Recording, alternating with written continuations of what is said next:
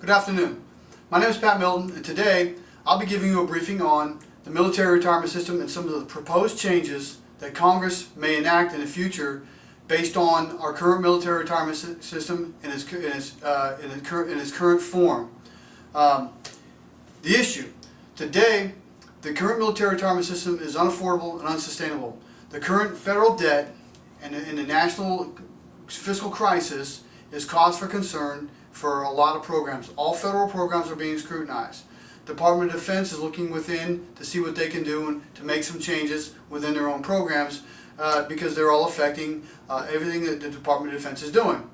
Also, the Department of Defense is kind of looking at restructuring the current military retirement system and making it more like a civilian sector type program that an individual can invest into, and it would get matching contributions much like a current 401k that civilian sector jobs offer to their employees. So here's the agenda we'll be looking at today. We'll talk about introduction, the current system, the proposed changes.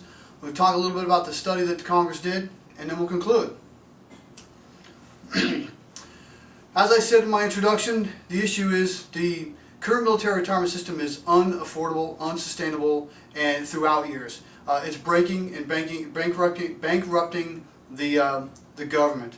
And it's causing the government to impose some serious defense budget cuts to our military programs, which is seriously impacting the way we fight and what we can do in our future fighting capabilities in all four of the services, to include the Coast Guard.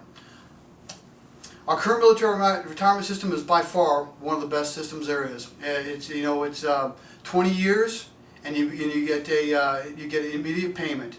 If you come in the Army at age the military at age 17, 37, you can start collecting a pension check, and you can go right into the civilian sector and start collecting a regular pay, a regular salary, and another job.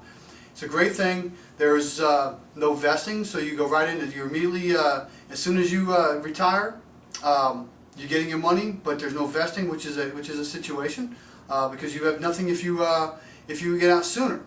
If you decide not to get out, or not to stay in for 20 years, and you get out at 10, there's nothing there for you. There's currently 3 programs that we have. That's the final pay program, which gives you 50% of your final pay, but that's if you came in the Army before September 1980. Those of us who come in the Army, military, I keep saying Army, if you come in the military after September 1980, have 2 other programs. One is the High 3 or High 36, whatever you want to call it. It's referred to as High 3. And the High 3 system is at the end of your tenure, 20 years or higher, you average out your 3 last years of pay, and you'll receive 50% of that average pay for the last final 3 years of your service. There's also other benefits that come into your military pay, which is the 2.5% if increases annually if you stay in after 20. So every year you get 2.5% more, maxing out at 100% at 40 years. Also, every year you get annual increases, annual pay increases to your cost of living allowance, which is in line with the Consumer Price Index. The third program is the CSB Redux. So those of us who came in after August of '86 to now have the option at 15 years to elect to take the Redux plan, which gives you $30K one-time payout, $21K after taxes. But the difference between this and the High 3 and the High 36 is that you get 40% of your average 3 years instead of 50, but it increases 3.5% every year after 20, maxing out at 100%. And also you get the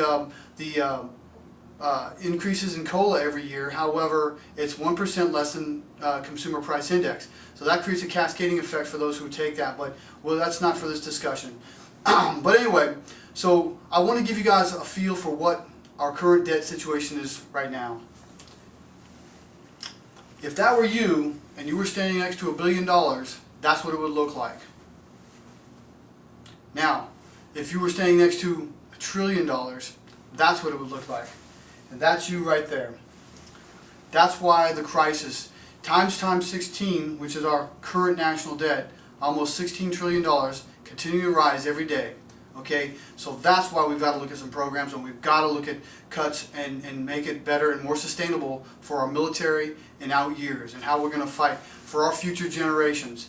Okay, so that debt right there equates to 50,000, and a little bit more than 50,000 per individual in the United States if we were to pay it out right now. And the debt is going to continue to rise, and along with the fact that the national debt limit the ceiling will probably be raised again before the November election.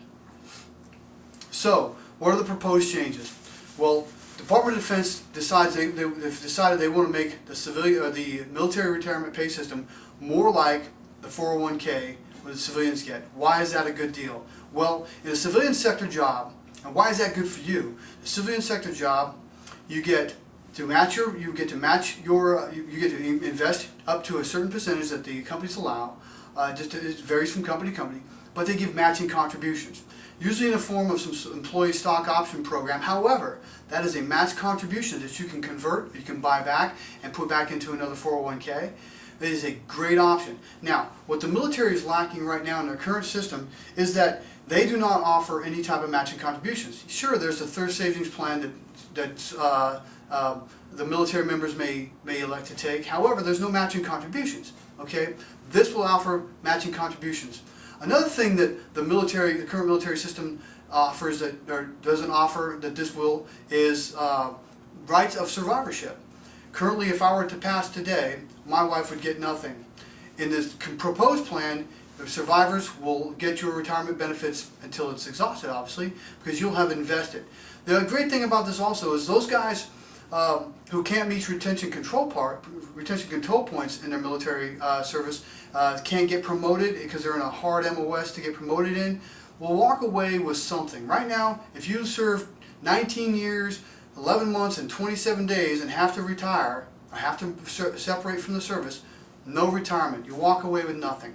And that's why it's important that we take a look at this as well, because now we can invest in our own future. So you don't have to stay 20 years if you don't want. You can stay 15 years and get out and walk away with a retirement savings. And it's a great thing for service members now, and I think it's really important that we look at that. It gives you also ownership. It makes you in charge of your own future. It also encourages you to invest, which is something we don't do right now. There's something I think we're lacking in our society, is that we're not an investment society. I think we need to start younger, and these soldiers, when they come, or these military men and women, when they come in the military, start investing right away. Like I said, there's a congressional study. The congressional study says there is no way we can afford this or sustain this in out years. It's going to cripple us. One of the things that affect us right now is there's already proposed $500 billion in defense budget cuts. How it's going to affect us? It's going to reduce troops in the military, or in the Army and in the Marine Corps. It's going to cut back fleets in both the Air Force and the Navy. It's going to make us a hollow military. How are we going to combat that? We've got to take some steps. And yes, it's drastic. I understand. Most people don't want to give up their retirement in the military. That's one of the incentives to come in the military and stay 20 years. I understand that. But we can make it more incentive. We can incentivize this more for you to come in the military. Take control of your finances. Invest, invest, invest.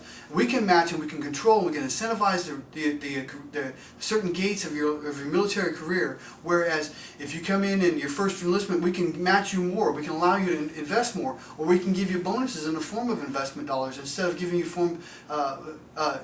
tax-free dollars, instead of taxing it as soon as we give it to you. There's a lot of ways this thing can benefit the military members. And I think it's very important that we look at this very hard, because we cannot sustain to afford this for out years. So, in conclusion, we understand that the current system is unaffordable and unsustainable.